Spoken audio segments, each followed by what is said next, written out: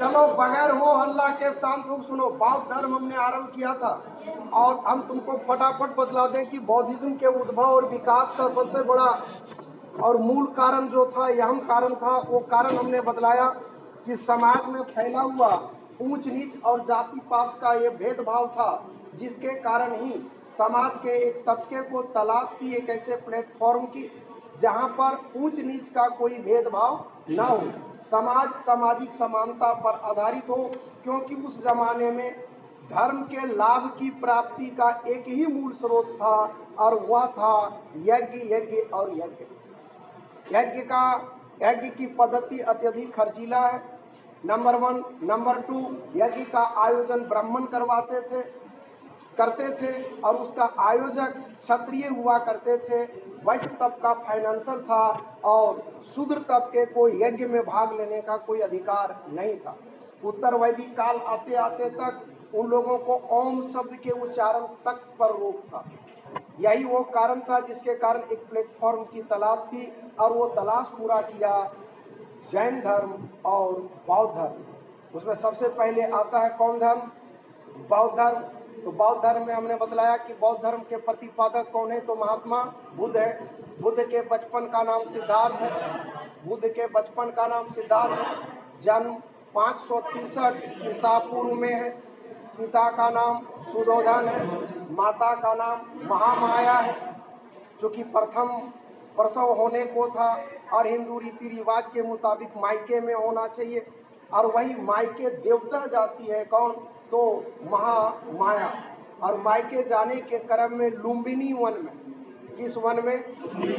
Lumbini one में प्रसव पीड़ा आरंभ होता है और वहीं पर उन्होंने एक बच्चे को जन्म दिया जिसका नामकरण किया गया 5वें दिन सिद्धार्थ, और 7वें दिन इनकी माता की हो गई मृत्यु। शेष जीवन का पालन पोषण इनका जो है सौतेली माता, जो इनकी मौसी भी है, गौतमी ने किया। कौंडिन्य भविष्यवक्ता है, जिस कौंडिन्य ने भविष्यवाणी करके यह कहा था कि यह बच्चा आगे चल करके चक्रवर्ती सन्यासी बनेगा। चक्रवर्ती सन्यासी वर्ड बाद में जोड़ा था, प्रारंभ में चक्रवर्ती जो कहा था इसके कारण लगा था कि वाकई ये जो है चक्रवर्ती शासक बनेगा। लेकिन संशोधन जब करके कहा कि मैंने चक्रवर्ती शासक नहीं बल्कि चक्रवर्ती साधु कहा है, तो बड़ा झटका लगा। बचपन से ही प्रकृति प्रेम जबरदस्त है। उगता सूरज डूबता सूरज बड़ा मोहक लगता, पंछियों का कलरव करता झुंड बड़ा आकर्षक लगता, कल कल करता हुआ छल छल करता हुआ नदी की धारा इनको बड़ा आकर्षित करता। अकेले रहते, कम बोलते, प्राकृतिक समा का लुत्फ उठाते। बाल्यकाल में जब इनके चचेरे भाई देवदत्त ने हंस का शिकार किया, तब ये इसीलिए लड़ बैठे थे देवदत्त से कि जब तुम किसी को जीवन दे नहीं सकते तो तुमको मारने का कोई अधिकार नहीं है। अंत में घायला अवस्था में पड़ा हुआ उस हंस का मारक पट्टी करके छोड़ दिया गया। 3 घटनाओं ने इनके अंदर प्रश्नवाचक चिन्ह पैदा किया और हृदय में वेदना दिया। वो 3 घटना था, नंबर 1 वृद्ध व्यक्ति को देखना। बूढ़ा व्यक्ति हर कोई देखता है यार, लेकिन उनके अंदर सवाल ये पैदा हुआ कि यह शरीर जो इतना ऊर्जावान जवानी में होता है, वृद्धावस्था में शरीर इतना कमजोर क्यों हो जाता है कि मानव अपने ही शरीर के बोझ को नहीं संभाल पाता। मतलब जिंदगी के हर फेज में उन्होंने अपूर्णता देखा कि बचपन में चंचलता होती है, चपलता होती है, शक्ति नहीं होता। यौनावस्था में शक्ति होती है लेकिन जीवन का अनुभव नहीं होता। वृद्धावस्था में जीवन का अनुभव तो होता है लेकिन शक्ति नहीं होती। तो क्या इससे बचा नहीं जा सकता है? इसे उबरने का कोई उपाय नहीं हो सकता है? ये 3 प्रश्न, एक इसमें एक सवाल यहाँ यह पैदा हुआ। दूसरी घटना जो थी वो था बीमार व्यक्ति को देखना कि आखिर कारण क्या है कि शरीर इतना कमजोर और इतना जर्जर हो जाता है। मानव के बीमार पड़ने का कारण क्या है? क्या कोई ऐसे उपाय नहीं है जिन उपायों का पालन करके मानव बीमार होने से खुद को बचा सके? 2 घटनाएं, तो यही अब तलाश है कि क्या किया जाए जिससे मानव बीमार होने से बच सके, क्या किया जाए जिससे वृद्धावस्था से लोग बच सके। तीसरी बड़ी समस्या जो आई जब उन्होंने मृत व्यक्ति को देखा, और मृत व्यक्ति को देख करके बहुत बड़ी बात आई कि आखिर शरीर में ऐसा क्या है शरीर में ऐसी कौन सी चीज है जिसके निकल जाने मात्र से मानव मृत घोषित हो जाता है? क्या है वो जिसके निकलने का कोई उम्र नहीं होता? कोई बच्चा मरा हुआ भी पैदा लेता है, कोई जवानी में भी मरता है, कोई वृद्धावस्था में मरता है। तो प्रकृति के एक ऐसे अबूझ सवाल थे जिसका कोई कोई उनके पास जवाब नहीं था, लेकिन इन तीनों सवालों ने उनको अंतःकरण से वेद कर रख दिया।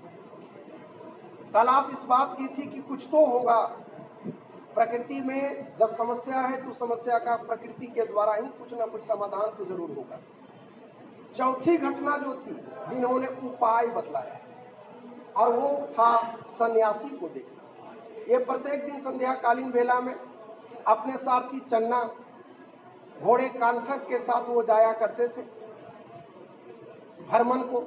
तो उन्होंने देखा कि एक सन्यासी आधे शरीर में गेरुआ वस्त्र पहने, हाथ में कमंडल लिए, अस्ताचलगामी सूरज है, सूरज की लालिमा जब उसके मुखमंडल पर पड़ रहा है, कमाल की आभा है, मुखमंडल से एकदम देदीप्यमान लग रहा है, चेहरे पे शांति का भाव है, कोई बेचैनी नहीं, कोई व्याकुलता नहीं।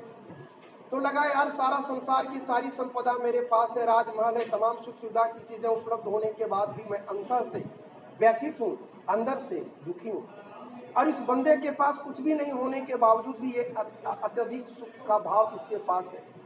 इसको यह भी पता नहीं कि हम कहाँ खाएंगे, कहाँ रहेंगे, कहाँ सोएंगे, लेकिन फिर भी इसके पास जो आत्मविश्वास है, इसके मानस पटल पर जो मुखमंडल पर जो शांति की आभा है, उसकी तुलना में हम कहीं दूर दूर तक नहीं है। मतलब कुल मिलाकर के शांति का भाव लाना है, और अगर अंतःकरण को, अंतरात्मा को संतुष्टि पानी है, तो सन्यासित्व ही वो मार्ग है जिस मार्ग पर चल करके हम शाश्वत सत्य को पा सकते हैं, और हम उन तमाम सवालों का जवाब भी पा सकते हैं। अंदर से बेचैन है, हालांकि इनकी शादी कर दी गई थी, पत्नी का नाम यशोधरा है, और इसके जन्म के 10 साल बाद, इसके जन्म के 10 साल बाद एक पुत्र का जन्म हुआ। पुत्र जन्मने पर इनको कोई खुशी का भाव नहीं था। उनको लगा कि ये मेरी जिंदगी का सबसे बड़ा बाधा, ये मेरे जीवन का राहु है, इसलिए इसका नाम राहुल है, इसलिए उसका नाम उन्होंने राहुल रखा। दूसरी बड़ी बात आ गई कि अब क्या किया जाए।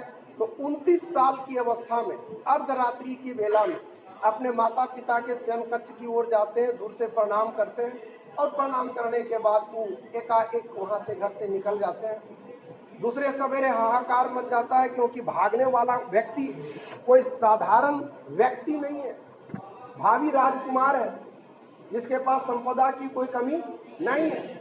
तो ये वो बात थी जिसके कारण अंदर से पूरे राजमहल में हाहाकारपूर्ण परिस्थिति थी। 29 साल की अवस्था है, स्वाभाविक है इनकी पत्नी को अंतःकरण से ठेस इस बात का लगता है कि अगर ज्ञान के मार्ग में उनको जाना ही था तो कम से कम एक बार कह लिए होते, क्या मैं उनके मार्ग में रौड़ा ही पाते।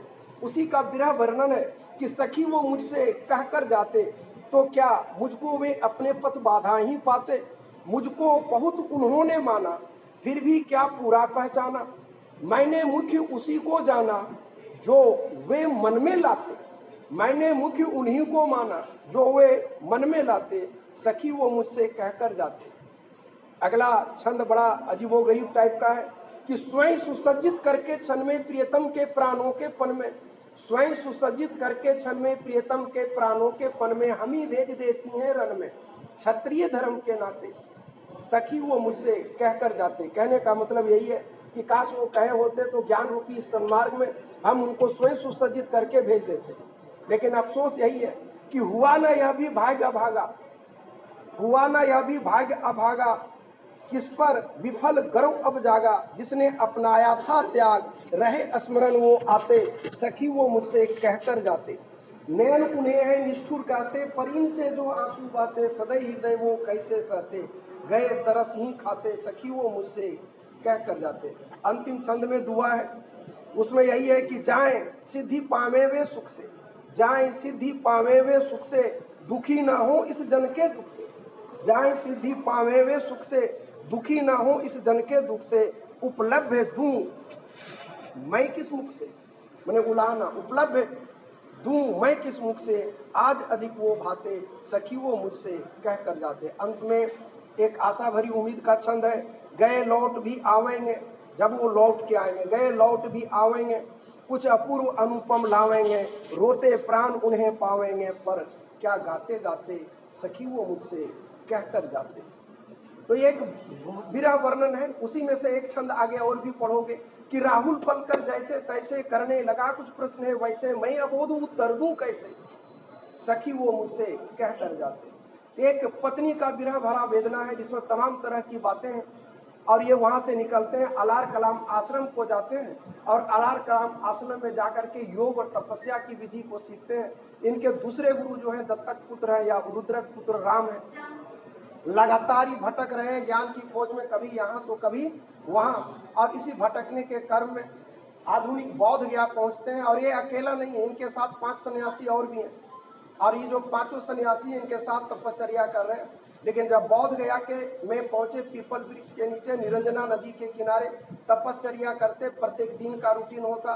और इसी तपश्चर्या से जब उठते थे तो सुजाता नाम की एक लड़की जो प्रत्येक दिन खीर खिलाती, और यही खीर खिलाने के क्रम में एक दिन अन्य 5 सन्यासियों ने उनको देखा, और देखने के बाद लगा कि ये आसाराम बापू है, ये कोई महात्मा बुद्ध नहीं। हड़क गए और वहाँ उसके बाद वो लोग वहाँ से भाग जाता है। वो मृगदाव या ऋषि पंत्रम या वाराणसी चले जाते हैं। लेकिन इसके ठीक कुछ दिनों के बाद बुद्ध को ज्ञान की प्राप्ति हो जाती है और संजोगवश वह भी वाराणसी चले जाते हैं। और जब वो वाराणसी को गए तो पहला उपदेश उन्हीं 5 ब्राह्मणों को उन्होंने दिया, और उनके उपदेश को और वचन को सुनकर के उन 5 को लगा कि वाकई बुद्ध ने ज्ञान की प्राप्ति कर ली है। और वही ज्ञान प्राप्ति के बाद कहलाए थे प्रबुद्ध, अर्थात बुद्ध जिसने ज्ञान पा लिया हो, तथागत अर्थात जिसने सत्य को जान लिया हो। और इस बात की खबर जब गांव वाले को लगे तो बहुत सारे लोग बुद्ध से मिलने आए। घटना वही थी कि उसी दरमियान एक महिला जवानी में ही विधवा हुई थी, बाल बच्चेदार थी, वो दहाड़ मार के रो रही थी।